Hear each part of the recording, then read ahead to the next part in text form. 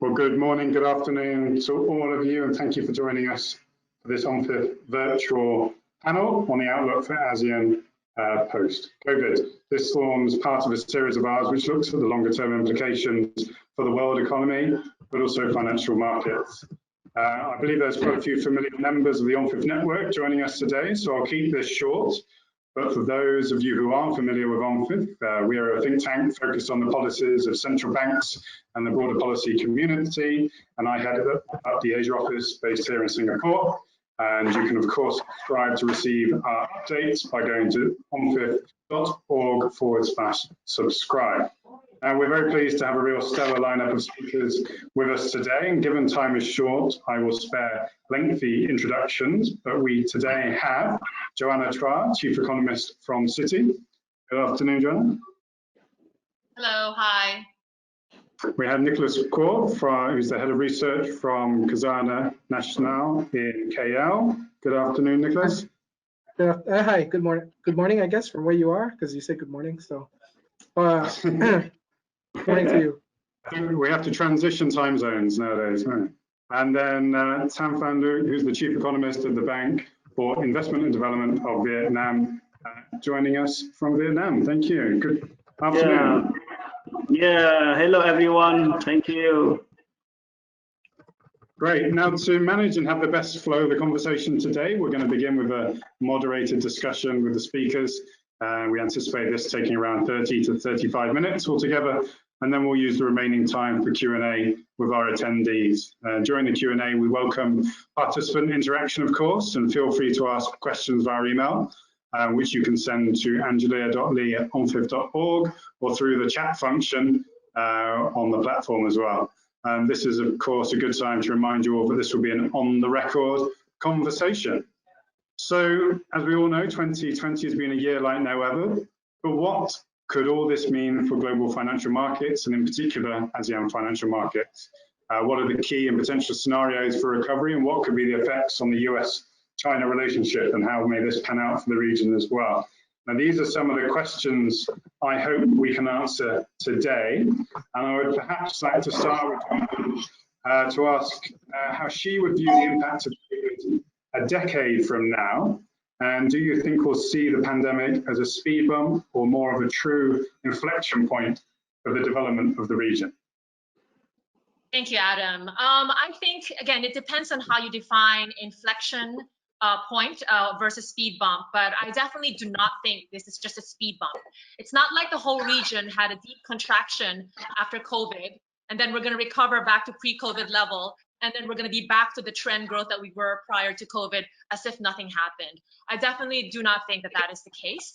I do think that but I don't think we're in an inflection point, meaning we are changing directions. I don't think there's a change in direction, but I do think there's a change in slope, meaning that, for example, when we think about what post-COVID trend growth is going to look like, I think it's going to be, probably a weaker trend growth than we would have had, what we would have had if we didn't have the pandemic. And the reason why I think that that is the case, and that's what I define by an inflection point, sort of a change, a material change in the slope of the trend GDP growth, is I think there's actually probably four reasons that I think, 4 to 5 reasons, but probably about 4 reasons. One is that I think the size and the scope of the shock is definitely materially very large. And it's very uneven across different economies, even in ASEAN. So as you know, for example, Philippines and Indonesia are still struggling with the virus transmission. Vietnam is doing much better. Again, there's variation. Malaysia, Singapore, and Thailand, even though you've done relatively well in virus transmission, it's no guarantee that the economic shock is not large if you're very exposed to sectors that are very hit by the COVID, like tourism. So Thailand, for example, is obviously going to get hit hard. When you have such a big shock like that, it has a huge impact on labor market, on jobs and income and economic insecurity.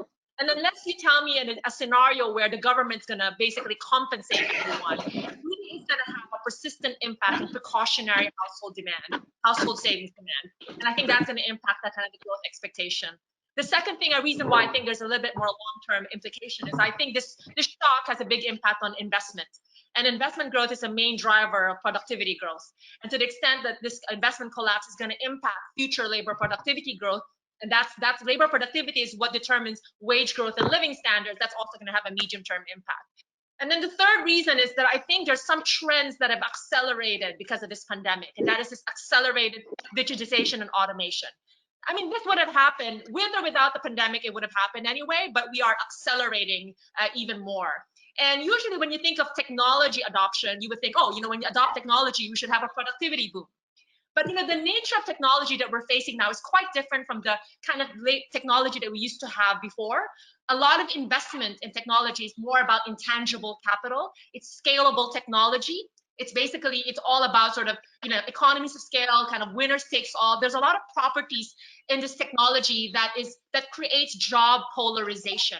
Heightened inequality between superstar firms, lagging firms, people who are skilled and people who are not skilled. And when you have polarization of performance of firms and jobs, what that means is that the diffusion of gains of technology to the broad sector of the economy is very uneven. So I think the jury is out. I mean, overall productivity growth in aggregate, even though some firms will have outsized productivity gains, in aggregate, I think it's debatable whether we are going to have kind of broad-based productivity gains. And as you know, a lot of people have mentioned that even post-global financial crisis, productivity growth has slowed down, and it's partly from the impact of the crisis, but you kind of wonder whether this whole escalating automation, digitization since the smartphone revolution had some implication as well. So I think that's the other reason we have to watch, and that could have some implications in this region. And I think, the fourth kind of trend, which I think is going to be heightened by this, is I think this deglobalization trend, which was already happening before the pandemic. But I think there's going to be a potential escalation of this deglobalization trend. And this is not just about US-China tension, because I think this virus kind of raises a little bit of risks about the importance of managing your supply chain for resilience rather than just efficiency. So this kind of shifting away from just efficiency to resilience could mean that it creates a lot of cost pressures and inefficiencies as a result of this shifting kind of decision making on supply chain. So again, these are some of the factors that I think could change a bit of the slope. And obviously the big story of ASEAN to drive future productivity growth was infrastructure investment, where there's a high return. But we have a lot of damage in public sector balance sheet on the back of this COVID. So that in itself is also going to change kind of the dynamics. And I'm sorry to make a very long answer, but I have one more small inflection point.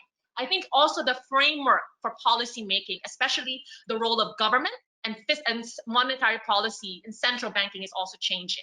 We used to be kind of always thinking about, fiscal consolidation, small government, more kind of right-leaning pro-business. And I think that's still the case in a lot of Asian countries. But when your shock is so large, I think that the demand for social safety net starts growing, and that has obviously impact on fiscal. And I think the other change in the framework is in monetary policy. I mean, this ASEAN region, after the Asian financial crisis, all moved to central bank independence, inflation targeting framework, and then maybe more flexible inflation targeting framework.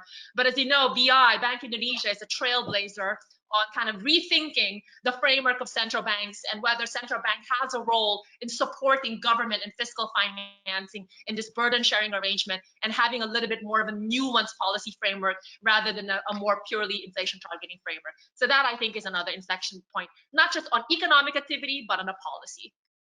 No, thank you, Joanna, and that's excellent that you were able to marry the economic and policy issues that are ongoing, and of course the role and future of central banks is a key issue at the heart of a lot of the work UNFIF does. Thank you very much for that comprehensive initial overview, and you put us on a very good footing for the rest of the discussion. But perhaps Nicholas and Sanfan Lu, perhaps you'd also like to share your thoughts on this sort of opening question and whether you see the pandemic being a speed bump or a real inflection point for the region. Perhaps Nicholas, would you like to go first? Sure. So first of all, thanks Adam and UNFIF for having me. So for me, I think an assumption that we really need to figure out, or at least the credibility of the assumption, is just how long the COVID situation is going to be around. Does it eventually become endemic? And so you live with it as part of your everyday life. I know there's a lot of talk about vaccines and things like that, but if you think about the assumption behind the statement, just a very straightforward statement, right? Until we have a successful vaccine. Think about the assumptions that go behind what that means. So it means a vaccine that potentially you take one time, like the polio vaccine, and that's it, you never have to take it again. Or maybe it's like the flu shot, where you have to take it every year. And how many people actually take the flu shot every year? The second is that it's actually manufactured in a way that's affordable, right? That's a huge if. Is it easily distributable, right? Can we get it around to everybody?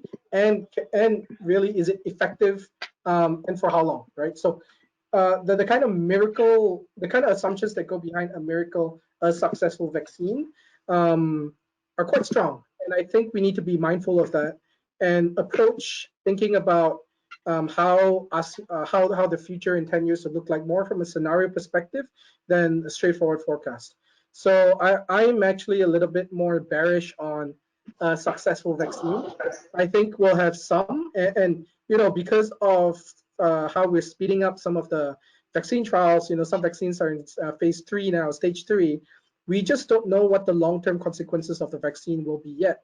It could be that we find vaccines that work great in the short term, but have some other, long-term health complications, and therefore, do we just reset again, and and then COVID takes over until we have a vaccine typically takes 13 years. We're really shortening this, and this means that we lack some of the ability to see what happens in long term.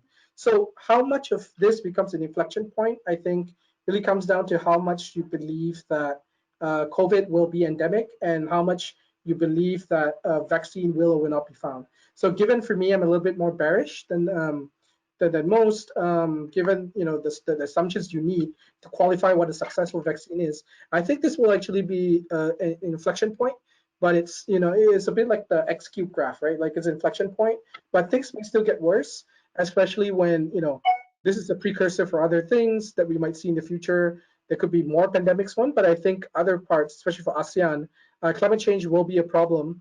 And it could lead to some of the things that we see, shutdowns in production, people not being able to work, because in Malaysia, we get floods, right? And we had really bad flooding in the end of 2014 in a particular region. That means people can't work, supply chains are disrupted. We may see more of that. And I think, if we can't find a suitable solution in the time being, then the more and more it'll look like an inflection point. Thanks, Nicholas. Tanpan Lu, do you have anything else to add on that initial question? I see you're muted at the moment, but it'd be good to get your thoughts.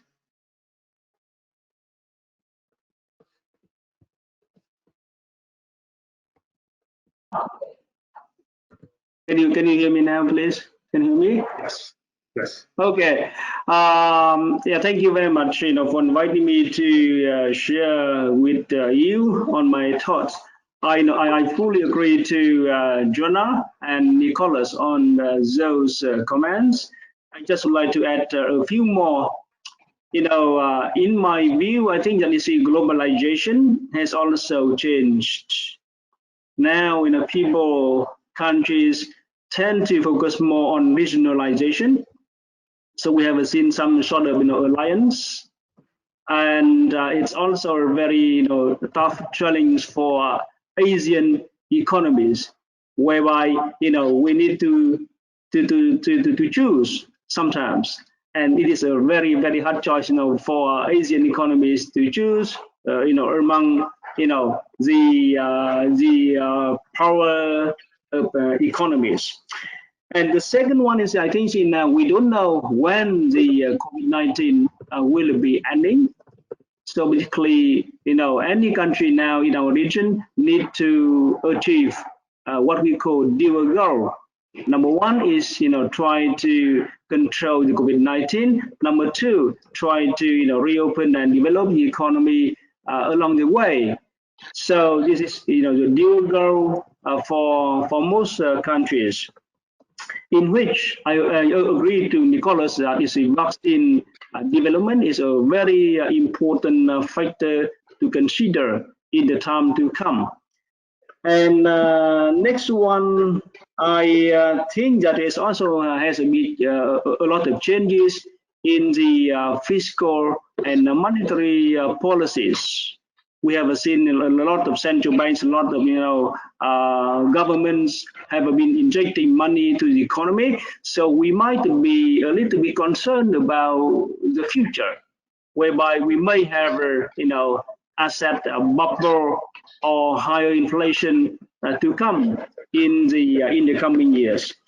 And finally, I have also seen a change in the lifestyle investment and consumption of the people. People tend to be greener, tend to take care more of health, and also tend to be living a more healthy lifestyle. So in that case, you see, we need to think about how to meet those new demands of the people, okay, from the public and also the private sector perspective. Thank you, Van. So maybe I just want to develop your first point there and get your thoughts on supply chain resilience in light of COVID, but also US-China tensions. As you mentioned, no country, of course, wants to make a choice between that. But given Vietnam's much lauded sort of COVID response, it didn't manage to provide its economy with the immunity to avoid any of the adverse impacts of the pandemic amid global supply chain disruptions. So how will Vietnam go ahead to resolving that? I think you see Vietnamese government has identified that investment and supply chain shift. So the government has decided to set up a task force headed by the deputy PM, and they have monthly meetings to talk about different different investment relocation trend, investment projects, and also the government's also very active in meeting with different CEOs of the big companies to convince them in terms of investing into Vietnam. Number three, we also trying to reopening our economy with a number of regional economies in terms in the form of what we call bubble travel. For example, Vietnam has decided to reopen flights to 6 countries, whereby experts, specialists, and foreign expats would be traveling, with certain conditions. And finally, the government has also already very much committed to continued reform of the institutional environment and also investment climate. But we are also facing, some constraints. The first one is, the human capital, especially the skilled labor force. And the second one is, infrastructure. Sometimes, it's already overloaded. And number three, we also need to do more reform in terms of institutional framework, so that the investment climate would be much improved for investment, relocation trends to happen. Thank you very much. Now, Nicholas, I just want to develop the sort of geopolitical story, which is, of course, very apparent. Is this impacting how investors like Khazanah are rebalancing their portfolios? Is this coming into your consideration? So I think in terms of the US China kind of thing, that's the big play right now in terms of technology, simply because the US and China's real tensions now are really technology focused more than anything else. It used to be trade last year, but this year it's clear technology. But in terms of rebalancing our portfolios, we look at it really as ASEAN and Malaysia in particular, because we're still economically not a super united region, right? Like, we have very different countries. I think, as Joanna mentioned earlier, you have Indonesia and Philippines on the one hand, and Malaysia, Thailand, and then you have Singapore, it's another beast altogether, and then you have the CMLVs. So I think what we're looking at is really that we are really impacted by two things, right? What happens with the Federal Reserve choosing to maintain low interest rates for the time being? How does that impact us? And finally, what China's growth prospects are going to look like. So really, those two things drive a lot of growth in ASEAN, and particularly for a country like Malaysia. And if you look at what the US Federal Reserve has done, more so even than the trade sort of, or the technology wars with China, making sure that they, or at least pledging to keep interest rates low for the foreseeable future, just means that, you know, in an era of very low interest rates, low bond yields, money is going to go to equities. And we are probably, so in our view, or at least in my view, we are going to see more money flow back towards emerging markets. Whether it comes to ASEAN, whether it comes to China or India, remains to be seen. But I think the technology flows, you know, the FANGs have done well in the US, and then you have your Alibaba, Tencent, and financials coming up for listing soon. I think you'll see some money flow there as well.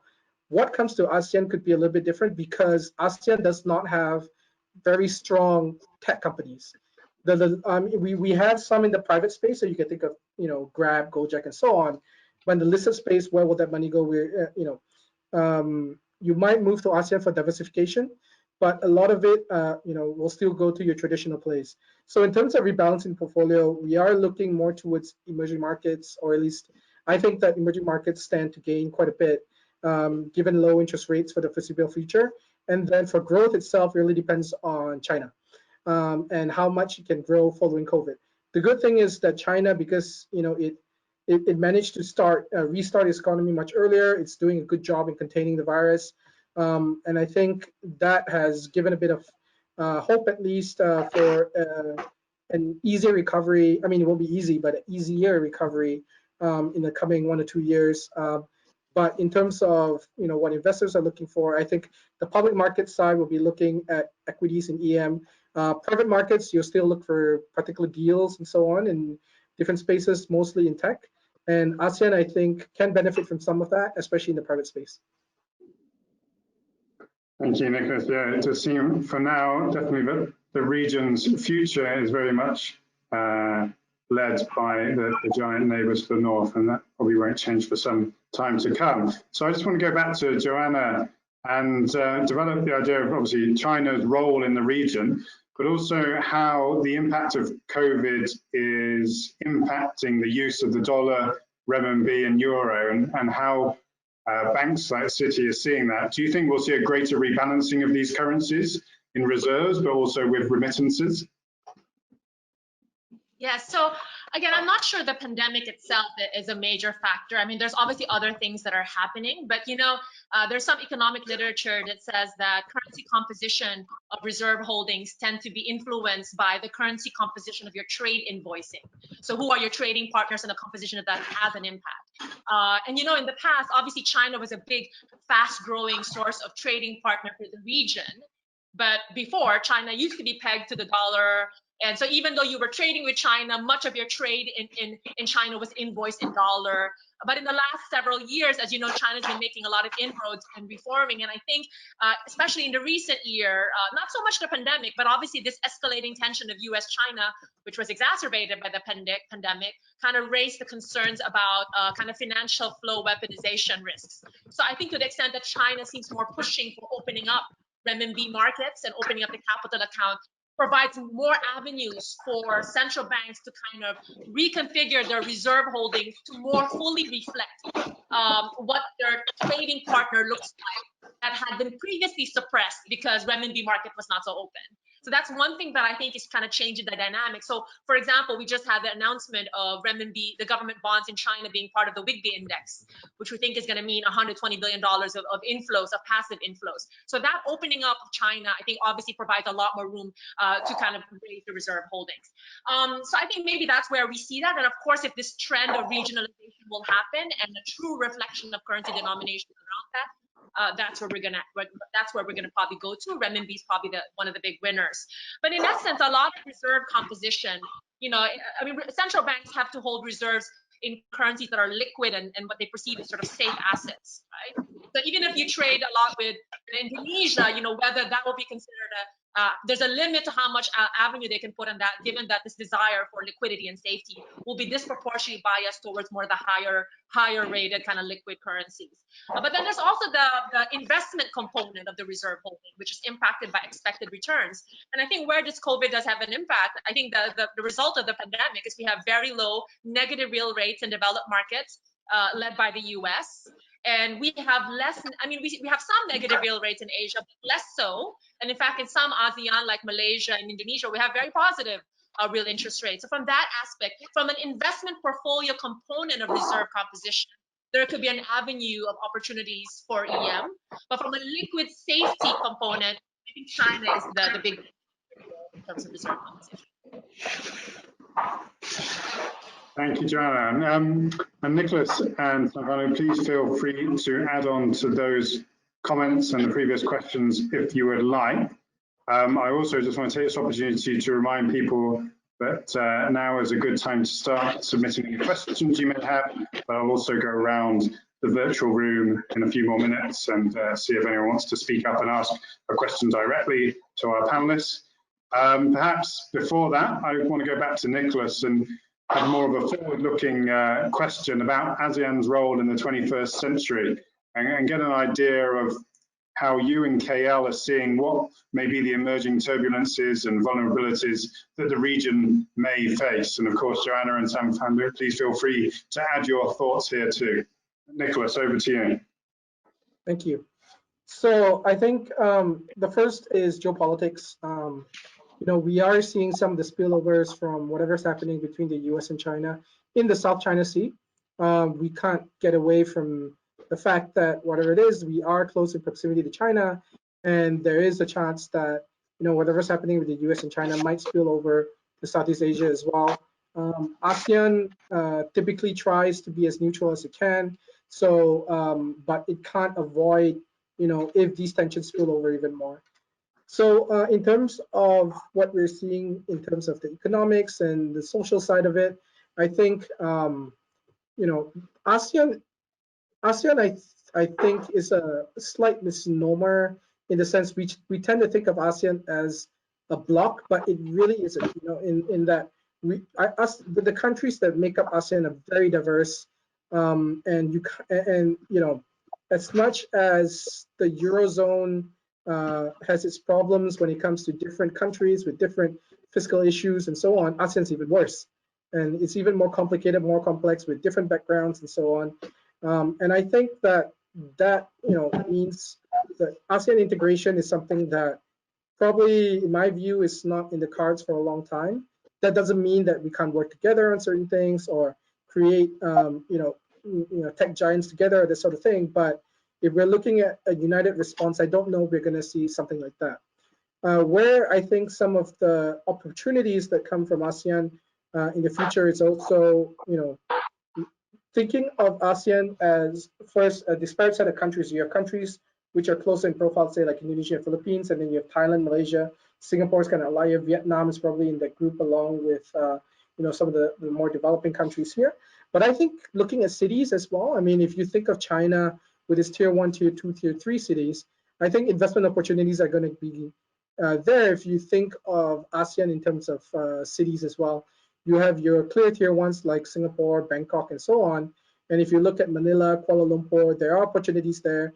But you know, the GDP per capita, if you kind of if you put it at PPP, Bangkok is nearly, I think the number is about 4 times that of everywhere else in the rest of Thailand, right?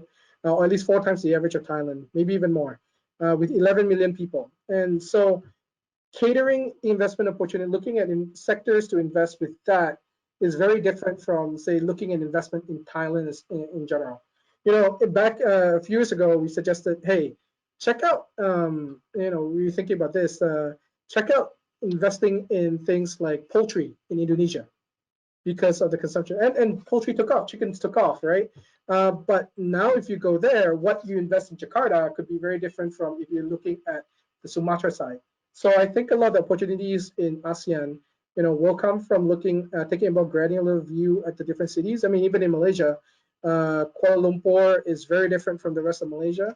And the only country that's probably an exception to this is Singapore because they're just a city on an island, right? But for everywhere else, I think it's important to look at the city by city level. And I think a lot of the growth and therefore the inequality will come also from inequality within cities in ASEAN as well. Thank you, Nick. I think it is always important to remind ourselves that ASEAN, of course, is an association of very diverse countries compared to the EU, which is a much stronger union, even though it does have some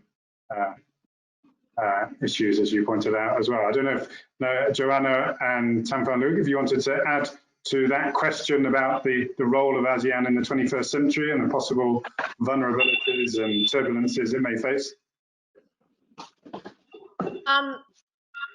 Actually, yeah, so I think the only thing I wanted to add is, look, I think the world is always struggling to find new growth sources of growth, right?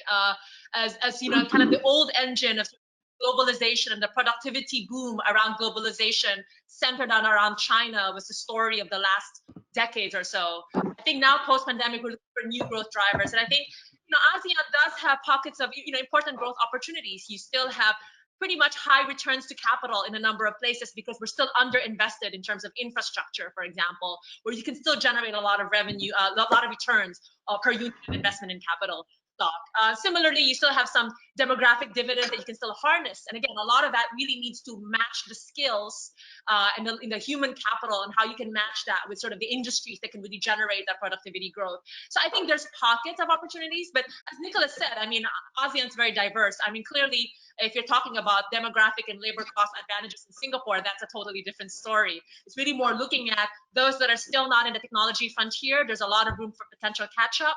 I do also think that because these economies in ASEAN tend to be quite small, and there's a lot of movement now to kind of again, supply chain is about resilience. So it's not so much leaving China, it's more like China plus one, like diversifying alternative sourcing aside from China. And I think you want to find avenues where you kind of shift some of that supply chain to ASEAN. I think the countries that are going to try to make the reforms to do that should help. I mean, we've had some of these reforms in Malaysia on the taxes, Indonesia hoping to make some inroads on labor law. So if you can get more of that push to kind of galvanize some of this spillover of supply chain diversification at the margin, just a little bit of movement from China share relative to the size of these small economies, can have some positive impact at the margin. Thank you, Joanna. Yes, I just would like to add a few points. I think you see, given the impact of the COVID-19 and the uncertain future, I think that this is the role of ASEAN will become even more important as a centrality. That you see, China now is intending to develop more cooperation in trade and investment with ASEAN. And ASEAN has become a very important trading and investment partner for China already. And number two, we see China is also has been trying to open its financial market, to deal with the impact of the COVID-19 and others. So in that case, we have seen that they have got some, actions to maintain the stability for the Chinese yuan. In that case, in ASEAN central banks, we may see an increase in foreign reserves in Chinese yuan in the coming future. And next, we are also seeing more geopolitical risk in the region, because of the conflict and the competition among the big powers.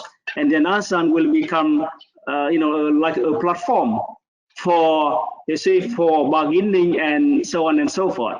So I have seen that, the geopolitical environment will become more uncertain. And finally, in that case, ASEAN will need to have a more cooperation, closer cooperation, especially in dealing with the global and also regional issues. Thank you, Tan. So actually, we have a few questions coming in, and we have one on China.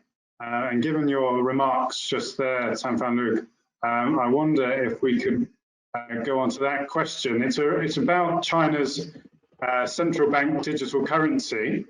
and it's really asking what are the expectations of the China CDBC and its impact in ASEAN. Tanfan, you obviously referred to the greater use or likely greater use of the renminbi, and I know Johanna, you also previously mentioned that there may be some sort of rebalancing, but not greatly with in the reserve currencies and also remittances. It'd be good to get your views on whether you think the digital currency in China may be a big impact on ASEAN. Tanfan, would you like to take that first? Yeah, thank you for the great question. We can see, the growing importance of the Chinese yuan in the coming future, but not much. We know that it's the U.S. dollar still a very, very dominant and important foreign reserve currency, accounting up to about more than 60% of the total reserves for any central bank. But anyway, China, they will continue to recover the economy and also try to maintain the stability of the Chinese yuan. So I think there will be a trend for national central banks to hold more reserves in Chinese yuan, but I think a very small proportion will be added, not too much. Number two, in the coming future, there might be some new initiative for China to increase the importance of the Chinese yuan. For example, there could be some kind of swap lines, between China and ASEAN countries. I mean, swap credit lines, or there might be more encouragement from China in making payments in Chinese yuan, especially for imports, from China into ASEAN economies. And finally, when China has been opening its financial market, I think you see more bond and even stock issues will be made in Chinese yuan. So in that case, it's up to each nation's risk preference to choose to buy those bonds or stock or not. Thank you, Tanfan. Johanna, how do you see this developing in the coming months as well? I mean, you're of course joining us from Hong Kong, which is a focal point for a lot of the testing of the digital currency in China. Do you see it having a greater role in ASEAN as well? No, look, I think a lot of people used to ask whether the internationalization of the renminbi. And the digital currency is really kind of an alternative payment system. I don't think PBOC's intention is to disintermediate the Chinese banking system. So PBOC is not paying interest on these digital currencies. It's just another way to settle payment. And in the end, what will really drive internationalization of renminbi is really the opening up of the capital account, really capital flow reforms that will provide people other alternative assets in renminbi to hold. So it's not so much digital currency per se, but the financial market reform. And that's happening at the margin. But I agree with Tanfan Look that I don't think it's going to displace the dollar, but incrementally you could have a larger share. So in terms of reserve, in terms of payment in renminbi, as it becomes easier for you to invest in renminbi, to hedge in renminbi, those type of things become more convenient as a currency at the margin. So I don't think digitization, the launch of digital currency per se is facilitating that internationalization. I think it's the capital capital account opening that is facilitating that. Okay, thanks, Chan. And now let's move on to another question. We have a question here from Vicky Salas. Vicky, I don't know if you're able to, but would you like to ask your question directly?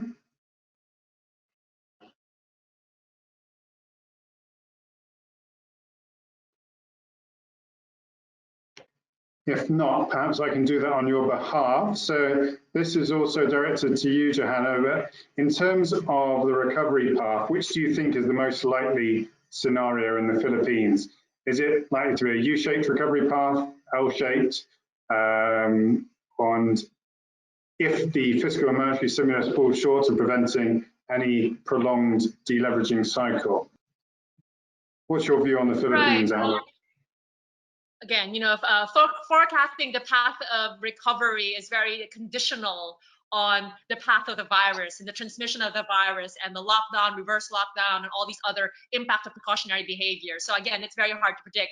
It does look like in the data in the Philippines that at least when you look at kind of the new cases, we've already kind of peaked and leveled off at still a very high level. But we've actually now Indonesia is actually having more the shape of the new cases in Indonesia is rising more than Philippines. But again, these things are very fragile, right? I mean, it only takes a bit of relaxation, it can go up again. So, but I think our kind of forecast, and again, this may be very cliche, but our forecast is a little bit more sort of a Nike swoosh shape, like you kind of recover just because I think now there's a greater recognition that broad-based lockdown just is too economically punitive for economies with a huge informal sector, and relative to the gains that you don't even get a lot of gains in terms of containing virus transmission versus the cost. So I think now there's a lot more focus on targeted lockdown. So hopefully that means that we've seen the worst of the collapse and we're going to have this gradual recovery.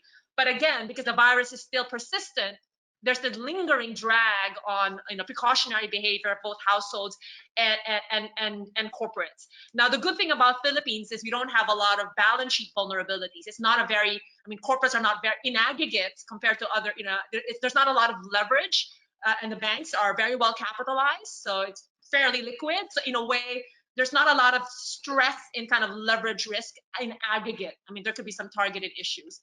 But in terms of because of the stimulus, the size of the stimulus in Philippines, it's reasonable by EM standards, but it's nowhere near relative to what we're seeing in the middle to higher income economies, relative to the size of the shock. I do think that that's going to create a lot of concerns about increase in poverty, a lot of these permanent damages of what happens to labor markets and poverty rates.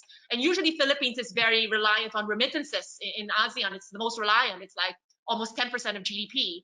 And we did have a recovery in remittances in recent months from a collapse in March and April. I think the worry that we don't have, but we're not sure how much of the rebound in remittances is kind of a bit exaggerated because we had a lot of disruption in previous months that basically had a little bit of a delay.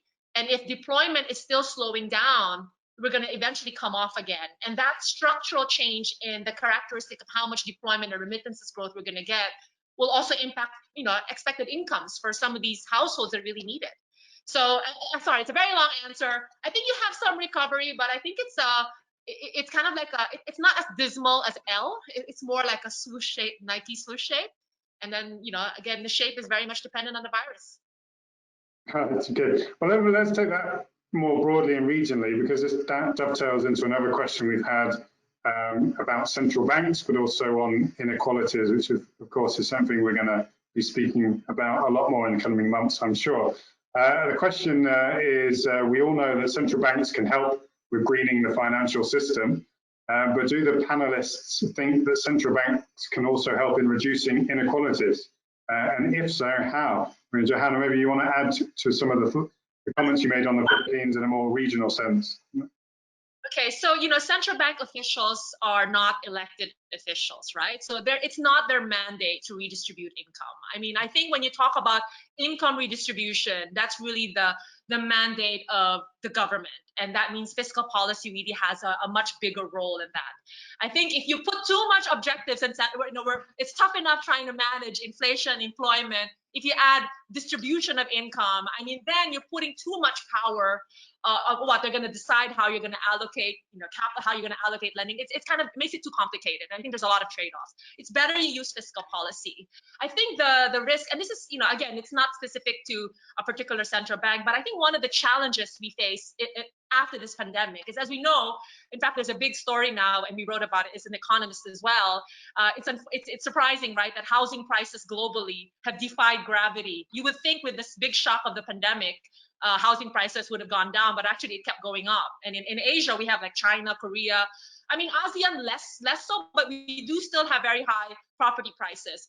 And especially in ASEAN, where you don't have the households are not yet very wealthy. Household wealth effect on consumption is much more material in mature economies.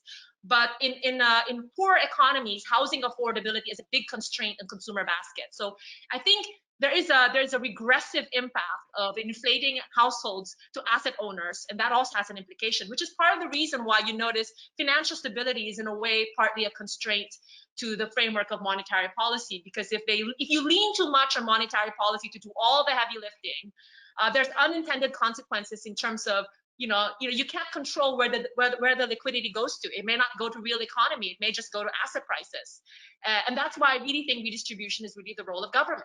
And that's where cash transfers, kind of social safety nets. That's where the role of government should be. And Tam Phan, we get to get your thoughts on that as well. And I suppose within the Vietnamese context, but also broadly more regionally as well. If you want to comment on whether the State Bank of Vietnam may see that as part of its mandate, or whether it should reside, as Joanna says, within the other organs of government. Yes, I think that is a central bank in Vietnam, like in many countries, are expected to, to play some role. But I agree to Joanna that they cannot do much. Because what? Because now, if you have seen, you can see that the rate of interest have been at a very low level already. So there's very little room, for the central banks to decrease the rate of interest. Even for Vietnam, we have about 3.5 to 4% inflation this year. And secondly, even in Vietnam, banks have been trying to reduce rate of interest for lending, but there's still a weak demand for borrowing. So I don't think lowering rate of interest would be a very decisive factor for the borrowers in the region, including in Vietnam, to borrow more money. No, I think that's not. It's more important for the demand to be bouncing back.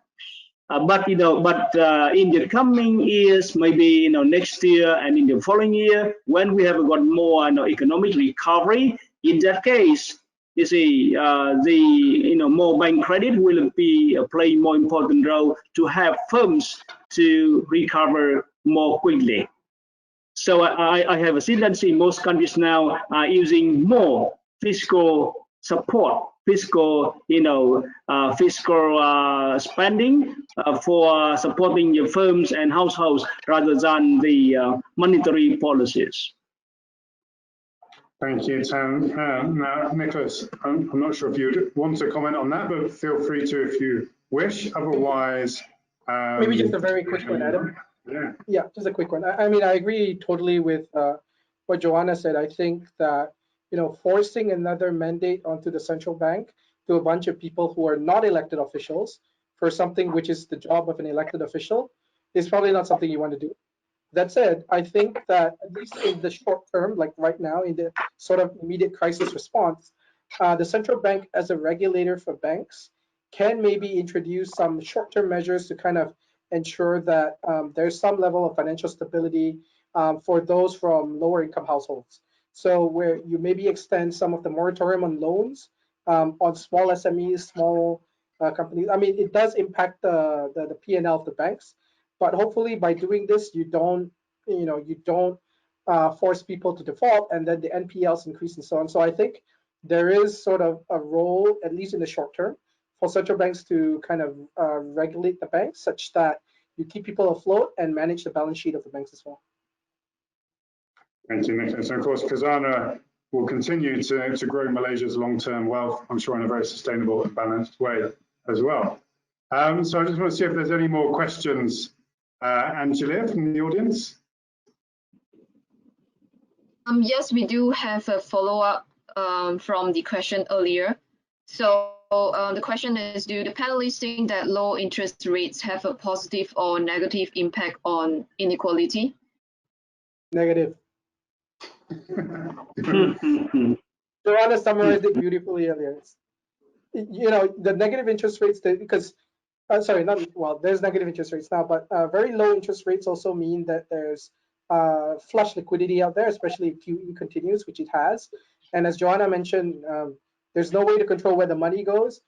what's the probability that it goes into the real economy versus asset prices? Well, in the past, we know it's mostly asset prices. So I think that's Joanna summarized it very well earlier. Joanna, any additional comments or Tan? Look, I mean, again, I won't say like in all cases you're not supposed to lowering interest rate is regressive, right? I mean, clearly when you have, usual business cycle, a big, when there's a downturn, and then you need to kind of adjust to the business cycle, and you just need to adjust monetary policy to calibrate that to the cycle, then there is a justification, because normally in downturns, when you lose jobs, then obviously there's an impact on labor markets, and that has an impact on inequality. But when we're in this environment where this is not your usual kind of business cycle shock, right? I mean, usually the transmission of lower rates is that you borrow from your future, right, to spend today. But if we're in an environment, I mean, it's a pandemic, right? We don't even know what the future looks like. So, but let alone what are we going to borrow from the future to spend today?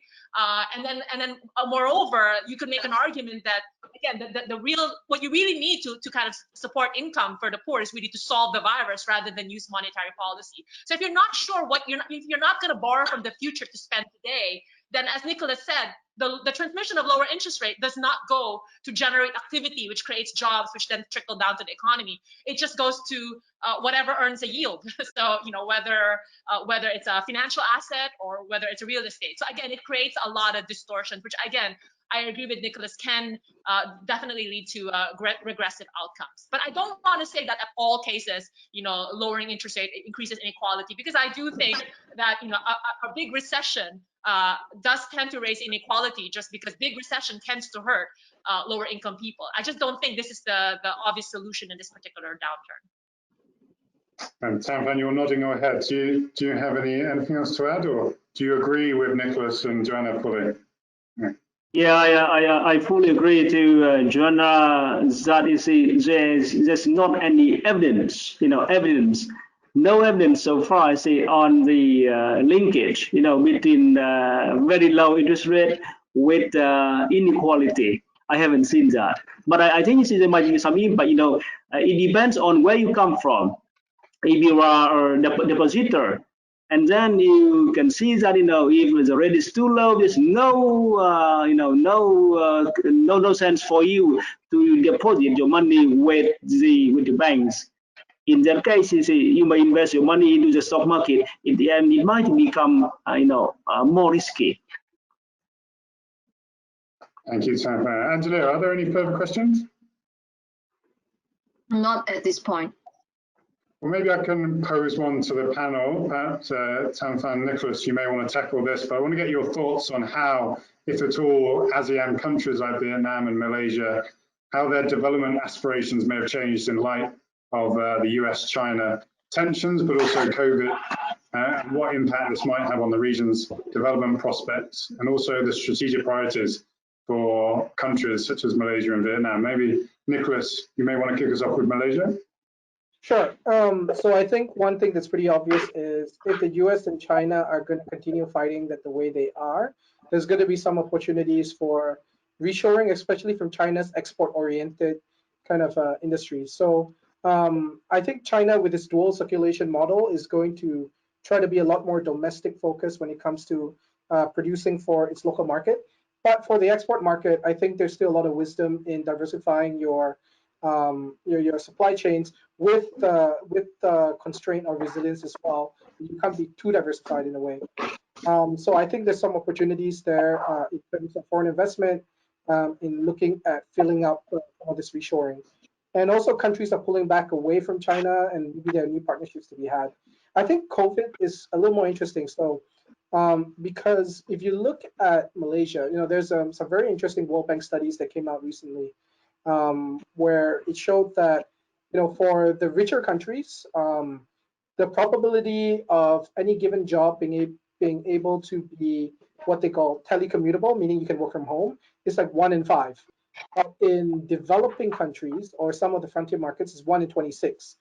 Malaysia is somewhere in between, right? And the reason for this is because in a lot of developed countries, you have high-end services where, take like if you're in Singapore or in Hong Kong, you work in financial services, you work in consulting, so you can do a lot of work from home.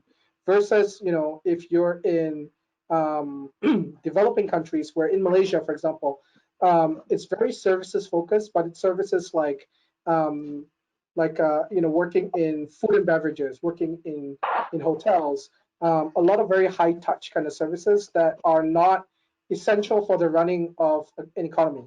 So you have your doctors, you have you have your key essential service workers, but you also have a lot of service workers who they can't work from home, and and their job is non-essential. So anytime there's a pandemic like COVID, you are very vulnerable to shocks that make you work from home and not being able to earn income. So I think some of the challenges will be to rethink the way that we create jobs in a given country, and to look for industries in which you're a little bit more resilient to shocks such as these, and to ensure that you find jobs which are telecommutable but also essential.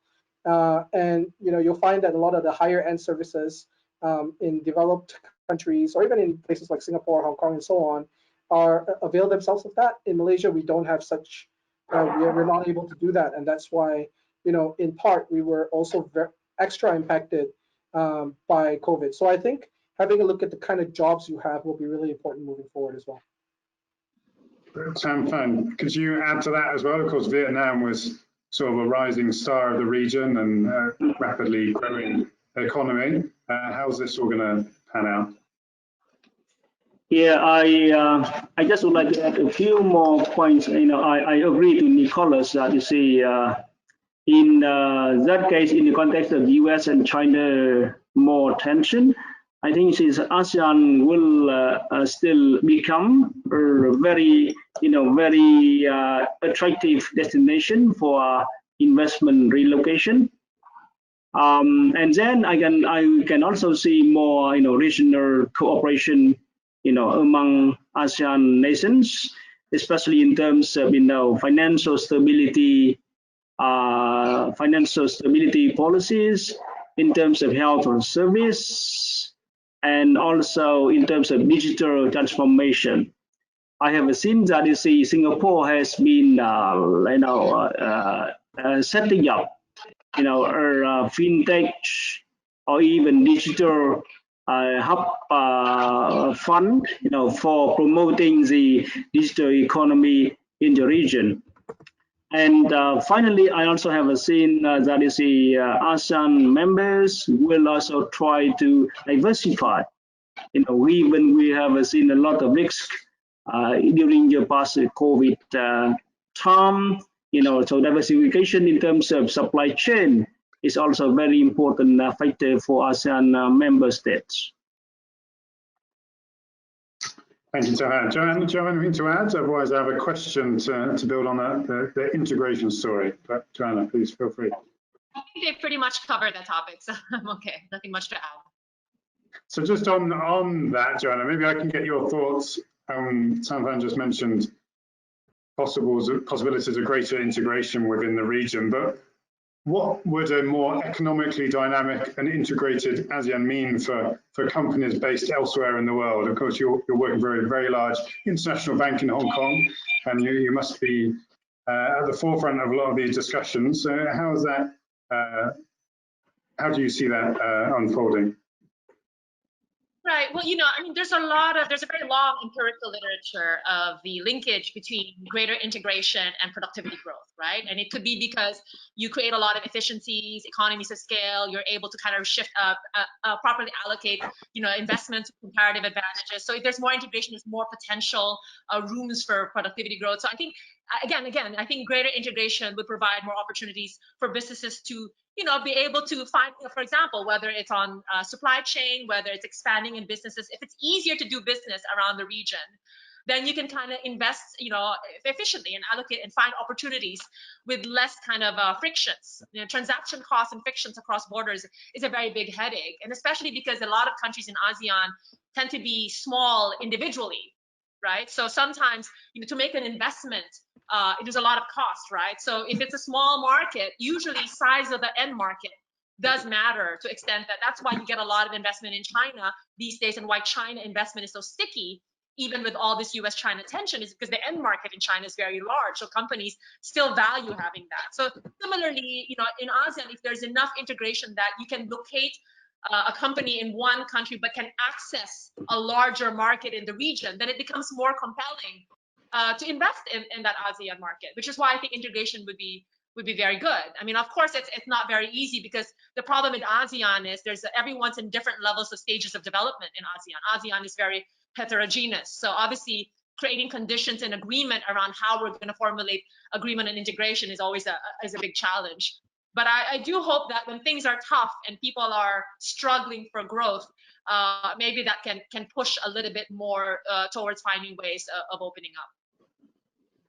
Right, maybe the same question to Samantha and Nicholas, if you have anything to add. No, I'm okay, thank you.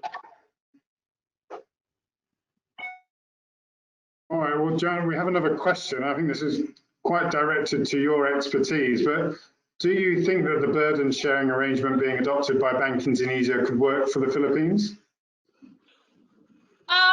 Okay, well, okay, so first of all, okay, so the literature and how we're supposed to think about central bank framework, and whether, when you want central bank should provide some support to government financing. There's always obviously, when you have a very big shock, I think, and you have to manage the trade-off between supporting growth and managing debt financing relative to inflation. I don't think anyone's really worried about inflation at the moment. So I can definitely see the value to sort of this burden sharing, especially during emergency kind of conditions. I think where there's a little bit of concern, and again, it's not something that's going to materialize anytime soon, because like I said, even if you have BI buying bonds in Indonesia, it's not like liquidity creation from the bond purchases is going to create excessive credit growth and inflationary pressures at this juncture. In fact, a lot of the liquidity from the bond purchases will probably just get parked in short-term money market instruments in Indonesia. So it doesn't really create that pressure. But I think the risk here is that it's important what the institutional governance framework of policymaking is, because once you have this access to direct financing from the central bank, normally you want the framework to set set parameters on how much they can borrow, what's the limit, is it temporary? If you make it open-ended, or you make the language very vague on how much the central bank can just keep directly financing your deficit, and which means that if there's no limit, it can just keep going on, then the risk of fiscal dominance, the risk of politicization of central banking, it becomes very high. And unfortunately, in developing countries where political institutions are very susceptible to this type of political risk capture, the pressure of politicians to say, well, you need to keep lending to us, and the loss of it's not an immediate risk right now, but medium term, that is a risk. So for Philippines, for example, certainly I think BSP has a facility where they have a temporary lending facility via repo through the government that sets a parameter of how much and up to when.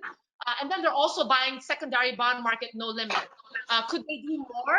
I think it's important that you want to make sure there's some institutional limit to how much you can do it. There's a way you can unwind it, because again, unlimited purchases makes it very open to politics. The other last thing I wanted to say is, I think the one of the concern people have about this burden sharing is that usually when a central bank directly to the government, you want it to be at least somewhat reflecting market rates or market borrowing rates. And if the central bank starts lending significantly below market rates, say zero costs, or much more below, then again, it actually worsens the political risk that now you have this access to cheap funding.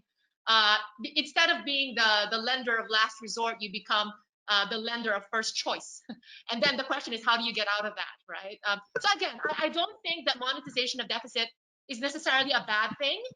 I think there's definitely rationale behind that, especially when you have a big shock and you have to, in economics, everything is a trade-off. But I do think that there are guidelines you can put in place to kind of reduce the risks that could happen if you don't put a limit, you don't put some constraints about what the terms are going to be of this lending. Sorry, it's a very long answer to a very complicated question. Thank you, Joanna. Thank you for joining. Perhaps, Angela, we can just see if there's a final question from the audience. There's no questions being sent to me, but Okay, well, I would like to perhaps end proceedings here, but just with a final question for each of our panelists. Obviously, we're all relatively optimistic about the future for most countries within ASEAN, of course, but it'd be great to get your closing remarks about where you think the greatest growth opportunities are within ASEAN. You don't have to pick a specific country, but if you want to, please feel free to. Nicholas, would you like to start? I don't have a specific country. I think, I come back to cities. As I mentioned earlier, I think there are a lot of different opportunities if you look at ASEAN as a collection of cities as well. And you can sort of think of them as tier 1, tier 2 type cities. And within those cities, there are a lot of very different opportunities for investment. So I don't think it's fair to say that any one country in ASEAN is more or less exciting than the other. I think there are opportunities in each of them. I know this is a very a safe answer, but it's true. I don't see anybody really thinking, let's say, country X as being, you really have to put all your money in here. I think there are great ways to be diversified in ASEAN in ways that also will see high returns. Thank you, Nicholas. And Tan, I see you're muted.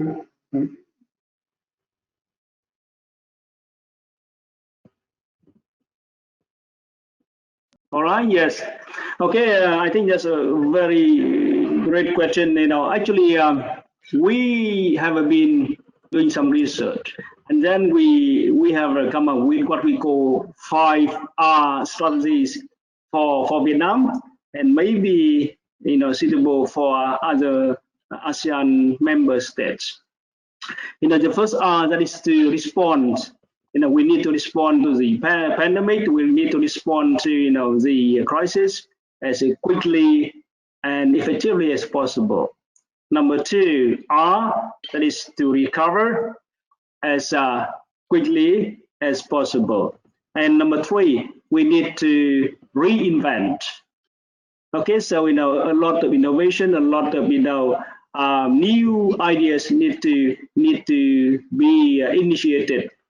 And 4th, that is restructure. We need to restructure our economy. We need to restructure the supply chain. And finally, we need to build more resilience, to our nation, to healthcare services, to even for the whole economy. So those 5 R's of policies, I think might be appropriate in some way to our ASEAN members. Thank you, Tan. And Johanna, you have the unenviable task of concluding on that question as well. Okay, well, you raised the question about where you find the kind of growth opportunities in ASEAN. I tend to be a believer economies that are much further off from the frontier with significant inefficiencies have more potential for low-hanging fruits. It's hard to generate a productivity massive growth boom in Singapore when you're already pretty much at the frontier. So to me in ASEAN, you want to look for places where there's still a lot of low-hanging fruits. So so I think among the lower income economies, and you also want to look at lower income economies that have good balance sheets, because if you have lower income economy saddled with lots of debt, you probably have to work that out before you can generate a lot of kind of future growth. And I think Vietnam has done phenomenally well in kind of moving up, trying to, through liberalization and reforms and opening up as a big strategy. I think Vietnam is probably one of the last big kind of beneficiaries of what you call significant labor productivity from manufacturing upgrade because of this liberalization. I say it's the last because we're increasingly automating now. So if India tried to get into the manufacturing game, or Indonesia, because again, there's so much automation is happening, each manufacturing is becoming less labor intensive and gaining less worker productivity as the earlier entrant. So maybe Vietnam, I think, is there. But I think Indonesia and Philippines, again, these are 2 economies, large populace, still lower income economies, still a lot of potential inefficiencies, whether it comes to kind of infrastructure bottleneck, logistical issues, human capital development. There's a lot of things that you can harness. But again, the problem is we're still too distracted with the pandemic at the moment. But I think the hope is that with the right institutional framework and right investment climate, whether it's regulation, liberal, removing a lot of the investment bottlenecks on both FDI restrictions or labor reforms. All these things could help at the margin, but that's where if they can get there enough, then that's where there's an opportunity. So I tend to favor more looking at more on the lower income basket of the ASEAN as where there could be more potential than when you're already kind of in the advanced phase. Excellent. Well, thank you, Joanna. Thank you also to Nicholas and Tantan for all your comments this afternoon, and morning to those joining us from Europe. And thank you also to all our attendees calling in from all over the world. And thank you for staying with us. I know we started slightly late, but also run over a few minutes as well. Thank you for your questions, and I do hope you found this session productive. Of course, you can find out more about our upcoming sessions on our website, and feel free to drop Angelia a message as well if you require any information on those. But in the interest of time, I'll draw it to an end there, and I thank everyone again, especially the speakers, for joining us, and to all of you, wherever you are, please stay safe. Thank you. Thank you. See you again. Thank you.